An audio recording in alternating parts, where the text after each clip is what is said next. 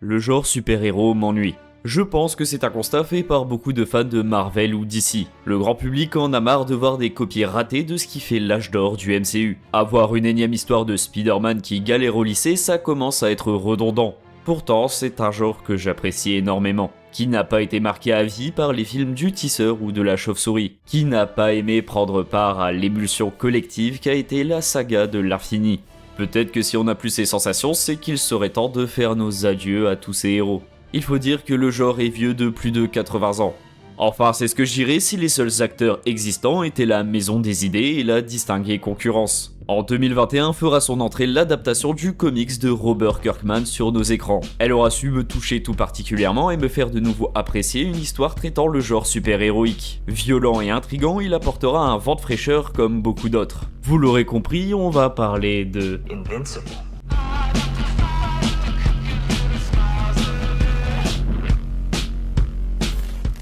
Tu t'en doutes, aujourd'hui on va parler de la série sortie en 2021. C'est comme ça que j'ai découvert Invincible, bien que j'ai lu les comics par la suite. Parce que d'une part, toute personne ayant vu seulement la série pourra regarder sans crainte la vidéo, et de l'autre parce que la version animée est selon moi meilleure sur bien des points. Et pour ceux qui n'ont pas vu la moindre seconde d'Invincible, si vous êtes du genre à aimer le genre super-héros et ses codes, mais que la tendance actuelle vous lasse, regardez simplement le premier épisode dans son entièreté. Je me porte garant, après ça vous voudrez absolument en savoir plus. Quant aux autres, on va justement voir ensemble comment un seul épisode d'Invincible pose toutes les thématiques de son œuvre. Tout nous sera introduit comme si nous étions dans un énième épisode de série animée de super-héros.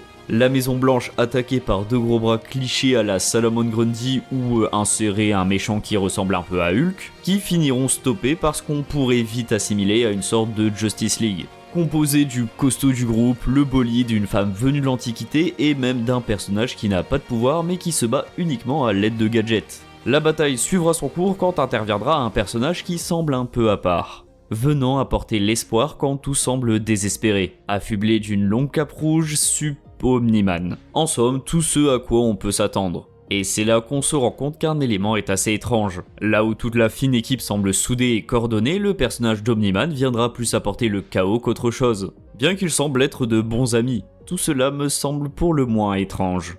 Mais pas le temps, on va plutôt faire la connaissance du personnage principal Mark Grayson, qui n'est autre que le fils du héros le plus fort de la Terre. Son seul rêve est donc d'éveiller aussi des pouvoirs et devenir un peu plus comme l'icône qu'incarne son père. Avec ce genre de postulat, on aurait pu s'attendre à voir s'enchaîner de longues phases de réflexion, de dépassement de soi ou pire, un événement traumatisant qui aurait fini par faire apparaître le pouvoir enfoui en Mark. Mais non, il le fera en sortant les poubelles d'un fast-food. Même l'annonce de ses pouvoirs à ses parents, la scène aurait pu donner lieu à d'intenses disputes sur tous les risques que cela pourrait représenter, mais non. Pas besoin de vous fournir 1000 exemples, la série semble vouloir se défaire de beaucoup de clichés du genre. Pas de demoiselle en détresse, elle se défend toute seule, ou à ses propres pouvoirs. Et pas non plus de phase un peu vigilante où le héros essaiera de faire ses premiers pas, ils vont eux-mêmes trouver ça ridicule. Se moquer de tout ça, c'est bien, mais selon moi, s'il y a autant de clichés, c'est pour une bonne raison. Que serait un film d'horreur sans un jumpscare, ou une série policière sans crime? Eh bien là, c'est pareil. S'ils sont là, c'est avant tout pour iconiser nos personnages. Trop les parodier peut risquer de ruiner l'immersion du spectateur. Et ça, même Mark en est plus que conscient. En tant que grand fan de comics, lors de l'acquisition de son costume, il sait qu'il faut marquer les gens. Surtout que celui qu'il portera aura encore plus d'importance en dehors de son univers. Car il est le symbole de sa maison d'édition, Image Comics. Le I de son costume signifie donc bien plus. Casser les codes sans oublier leur importance, ce premier épisode est pour moi un cas d'école. Mais il fallait rajouter cette touche qui fera toute l'identité d'Invincible. C'est là qu'on prendra pleinement conscience vers où la suite allait nous mener. Puisqu'avoir sa propre patte quand on se trouve au sein d'un genre surexploité de nos jours, c'est plutôt dur. Pourtant, la série s'en sortira extrêmement bien. Et selon moi, l'identité d'Invincible dépend surtout de 4 de ses personnages. Le premier, c'est le plus évident, c'est Mark Grayson, le protagoniste, habile mélange entre Peter Parker de par sa personnalité et de Superman de par son héritage. L'un permettra de mieux s'identifier au personnage. Jeune idéaliste, se voyant à maintes reprises corrigé par la vie elle-même, suivre ses galères et surtout ses réussites seront d'autant plus marquantes pour nous spectateurs. Quant à l'autre part, elle lui vient de son père. Fier membre du peuple Viltrumite, doté de pouvoirs quasiment divins pour le commun des mortels, grandir auprès d'un paternel semblant infaillible du début à la fin sera pour lui une source d'inspiration, mais aussi un fardeau. Lui qui jusqu'à l'approche de sa majorité s'est toujours senti moyen, voire même faillible, comment peut-il alors s'approcher de ce qu'il définit comme la perfection ? Surtout qu'à son âge, on a d'autres préoccupations. Pour lui, tout cela est vraiment nouveau. Et c'est pour cela que le personnage d'Atomev nous sera introduit. Bien qu'ayant le même âge que Mark, son expérience est tout autre. Les pouvoirs, la vie super-héroïque et ce qui vient avec, elle a pu en voir, apportant à Mark une vision plus nuancée de l'image qu'il se faisait depuis le plus jeune âge. Tout cela comporte des sacrifices. Certaines personnes ne pourront être sauvées malgré toute notre bonne volonté, car même avec le plus grand des pouvoirs, la vie des autres restera fragile malgré tout. Eve est pour moi un personnage très intéressant, qui apporte un autre regard sur ce qui fait un héros. Alors qu'à prime abord, en voyant son design, on s'attend pas forcément à ce genre de réflexion très profonde. Selon vous, qu'est-ce qui ferait le plus la différence ? Stopper les braquages de banque et les guerres de gang, ou plutôt aider les personnes réellement dans le besoin ? Eh bien, pas besoin de choisir, on verra les deux possibilités. Pendant que Mark essaiera de continuer à endosser son rôle, Eve ira s'occuper des problèmes moins spectaculaires, mais qui seront toujours dans l'optique de faire la différence. Ça me fait un peu penser à un comics de Superman qui s'était décidé d'aider en essayant d'enrayer la faim dans le monde. Je crois que ça s'appelait Superman Peace. Bref, Eve se verra être un personnage féminin déterminant dans l'évolution d'Invincible. Mais il existe une autre femme qui sera tout aussi importante. Ses simples actions auront sauvé la Terre, voire même l'univers. Je parle bien évidemment de Debbie Grayson, conjointe d'Omni-Man et surtout mère de Mark. En même temps, quoi de mieux qu'une mère pour nous empêcher, nous autres, de raser la planète ? C'est le personnage le plus humain de l'œuvre. Son seul pouvoir aura été d'avoir le courage de ne pas plier face aux deux hommes les plus forts de la planète, et même face au gouvernement. Tu lui donnes les gènes Viltrumite et on verra qui sera le plus terrifiant entre elle et son mari. Mark, j'aime ta mère, tu le sais, mais je l'aime comme un animal de compagnie. Parlons-en d'ailleurs. Si Invincible est sur le papier l'icône de cette histoire, Omni-Man sera celui aux yeux du public, qui n'est pas fasciné par ces histoires de personnages surpuissants comme Superman présentés comme fondamentalement bons, mais au fond on le sait tous. S'il venait à se retourner contre nous, pourrions-nous avoir une infime chance de le stopper ? Quand on s'attarde uniquement sur la forme, c'est assez similaire pour Nolan, mais quand on s'attaque au fond, c'est totalement différent. Omni-Man n'a pas mal tourné. Malgré le fait que l'entièreté de la saison 1 sera centrée autour de cette question, il n'en était rien. La raison, Viltrum. Son peuple effectivement est comparable à des divinités, en tout cas en termes de puissance. Et leur culture est vraiment bien différente de celle que nous avons connue. C'est suite à une grande purge qu'émergera cette race purement guerrière, vivant pour leur expansion galactique, où un seul de leurs représentants peut mettre à feu et à sang l'entièreté d'une civilisation. Oui, on oubliera vite Krypton pour la planète Vegeta, car le destin de Nolan sera celui à quelques détails près, celui d'un Sangoku. Tous deux envoyés dans le but de conquérir la Terre, ils se verront quelque peu changés au contact des habitants. Sauf qu'ici, on a un Omni-Man bien plus aguerri qu'un jeune Kakarot. Sa nature divine le rend presque immortel. Bien qu'il aura vécu 20 ans au sein de la famille Grayson, à ses yeux ce n'est qu'un battement de cils. Mais un battement qui pourtant viendra le faire douter. Nolan n'est pas fondamentalement mauvais, il est juste né et élevé dans une culture bien différente depuis des siècles. Pendant ces 20 années, il espérait oublier cette fameuse éducation, au profit de celle qu'il donnera à Debbie à son premier enfant. Et vous savez ce qui est le plus ironique ? Le mensonge qu'il aura vendu à son fils depuis tout ce temps sera son éducation. En omettant tout ce qui fait la culture Viltrumite, son propre fils sera en tout point l'opposé de ce qu'il est, prouvant que pour lui désormais existe une autre voie.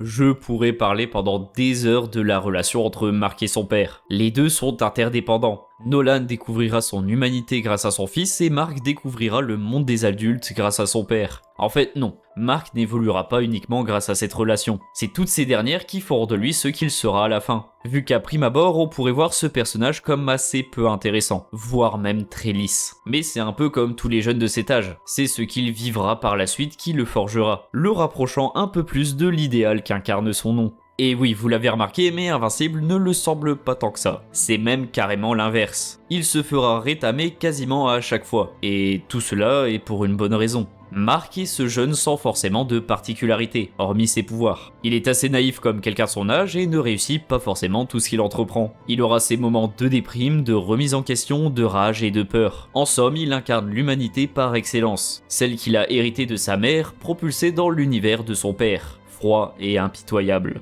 En somme, les aventures de Mark ne sont qu'une énième histoire de passage à l'âge adulte. Il se cherchera, lui et sa place dans le monde. Sa seule différence avec nous sera l'ampleur de ses choix. Négliger ses responsabilités entraînera la mort de milliers de personnes. Une simple dispute sera une catastrophe à l'échelle mondiale. Mais pourtant, l'impact sur le personnage principal sera toujours à une échelle plus humaine. Donc en vrai, Invincible ne réinvente pas le genre. Alors pourquoi c'est aussi bien ?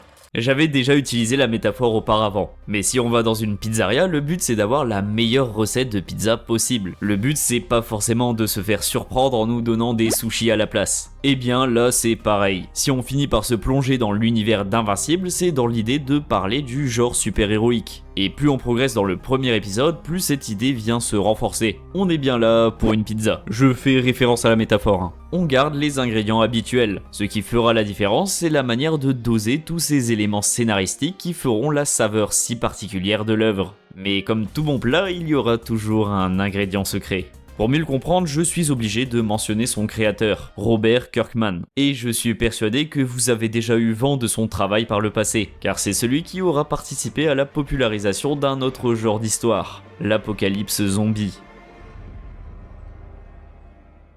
Et oui, cette série n'est que l'adaptation d'un de ses derniers comics.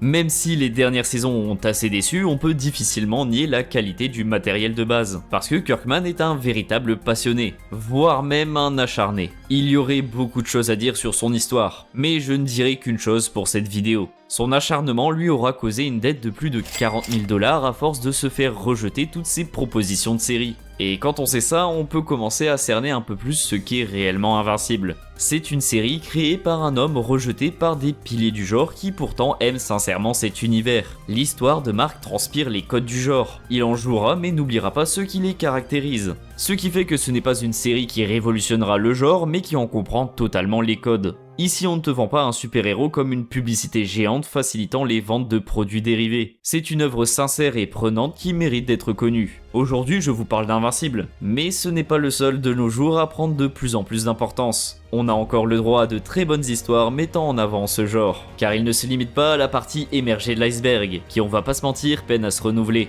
Donc le meilleur peut être encore à venir grâce à nous. N'ayez pas peur de tenter l'originalité, n'ayez pas peur de vous laisser tenter par des histoires nouvelles. Même celles qui semblent rester dans la simplicité, vous avez la capacité de contribuer à l'émergence de nouvelles pépites. Donc dans un certain sens, soyez...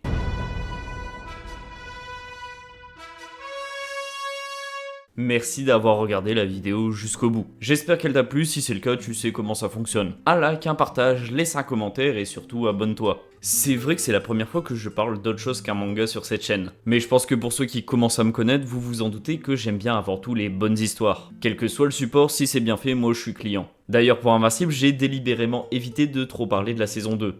Quoique j'en ai pas du tout parlé. Ce sera peut-être pour une autre vidéo. Si vos retours sont bons et vu que moi j'aime bien en parler, bah pourquoi pas. Bref, n'hésite pas à me dire ce que t'en as pensé et on se retrouve pour la prochaine. En attendant, n'hésite pas à passer sur Twitch et d'ici là, j'ai toujours pas d'outro. Let me break it down for you, Mark.